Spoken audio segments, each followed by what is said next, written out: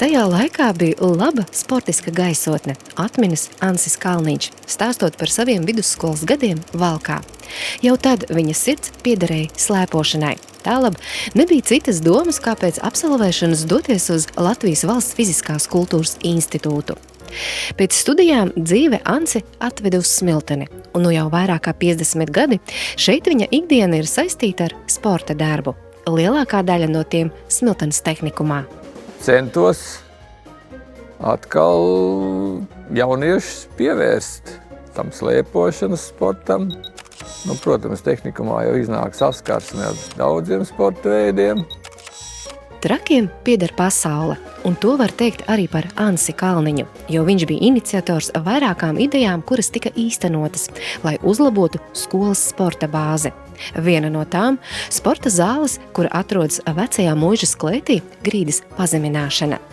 Dabūju transportieri, to laukā pa logu, un vienkārši audzēkņi ar lāpstiņām met uz to transportieri, un tās zemes gāja augšā. Tā mēs ierakāmies 80 centimetrus.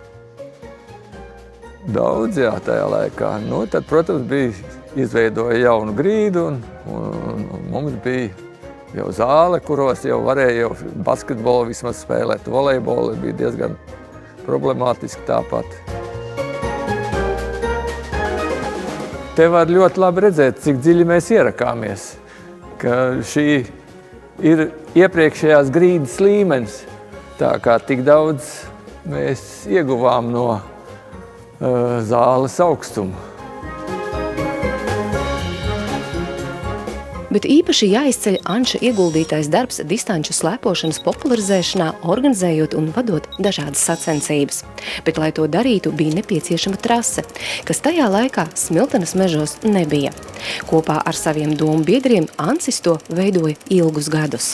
Braucām uz Otepi špikot no brāļiem Igauņi, kā viņi veido sliedes. Un tajā laikā tādas modernas tehnikas nekādas nebija, arī tādā centrā kā Otepi viņi veidoja ar kāpru ķiežu traktoru.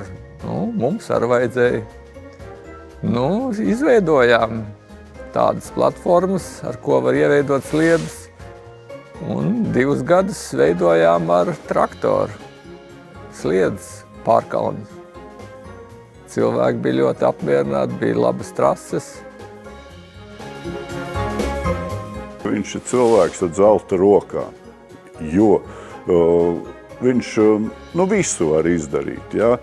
Teiksim, ja kaut kas ir sabojājies, kaut kas ir jāpārveido vai kaut kas noticis, kaut kas ar sporta inventāru vai kaut ko, to Ansis visu var salabot. Es par Ansi varu pateikt tikai to labāko. Cilvēks, bet ja mēs no audzēkņu puses skatāmies, protams, viņš bija stingrs.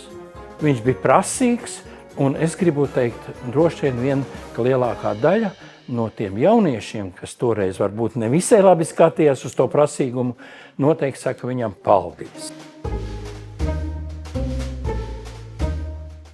Paši maziņākie 29, un kaut kur bija 44? Tas ir mazs vēl 47,5. Jā. Redziet, kāda atšķirība. Kaut arī Ansis tagad ir pelnītā atpūtā, viņš palīdz slēpju nomas punktā sagatavot un izsniegt inventāru slēpotājiem. Gan savulaik darbā, gan arī tagad viņš visu dara ar stingru atbildības sajūtu.